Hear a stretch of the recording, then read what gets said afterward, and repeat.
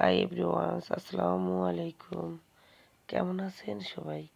ইফতারের জন্য আয়োজন করা হইল আজকে। তো এখানে দেখেন আমি ফল ফ্রুট কেটে নিছি। তো ইফতারের জন্য চলে গেলাম অনেক দূরে, খুব সুন্দর। এটা হইতেছে আমাদের নদীর পাড়, শিবচরের নদীর পাড়ের ব্রিজ, যেটাকে বলে খুব সুন্দর নতুন ব্রিজটা আসলে অনেক ভালো লাগে। তো এক জায়গায় গিয়েছিলাম, বাসায় চলে যাচ্ছি। দেখেন খুব সুন্দর নতুন ব্রিজের উপর দিয়ে চলে গেলাম।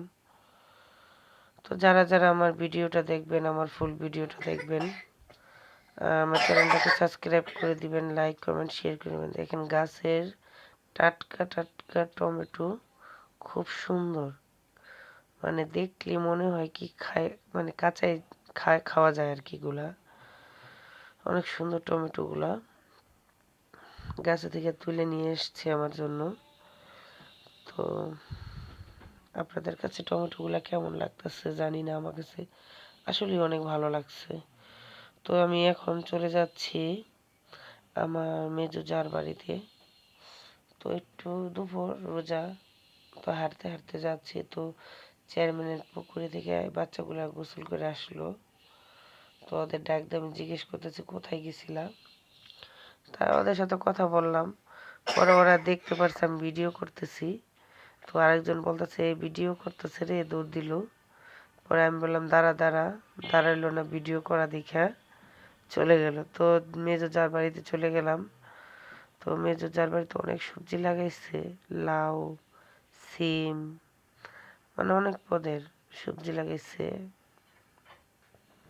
দেখেন ওই যে দেখেন ছোট ছোট গাছে আমের বোল আসছে। এই যে দেখেন ছোট গাছে সবেদা ফল হয়েছে, আমের বোল, মানে অনেক সুন্দর। মানে বাড়ির ভিতরে যে মানে শাক সবজি এগুলা লাগানো হয় আসলে ভালো লাগে। তারপরে বাসায় চলে আসলাম। পরে আমি এখানে আমার ছেলেটা আমার এই শিরিনচির পিঠা খাইতে চায়। পরে আমি এখানে বানাইছি একা একা মেয়েদের নিয়ে। তো আমার ছোট মেয়ে আমাকে শিরিনচি পিঠা আটা ভরে দিচ্ছে, আমি বানাইতেছি। আমার বড় মেয়ে আমার পিঠা সেদ্ধ করে দিচ্ছে। তো আপনাদের কাছে আমার পিঠা বানানোটা কেমন লাগতেছে একটু কমেন্ট করবেন, আর লাইক, চ্যানেলটাকে সাবস্ক্রাইব করে দিবেন, আর শেয়ার করে নেবেন ভিডিওটা। আর সবসময় আমার পাশে থাকবেন আমার বন্ধু হয়ে। আশা করি সবাই ভালো থাকবেন। দেখেন কি সুন্দর পিঠা বা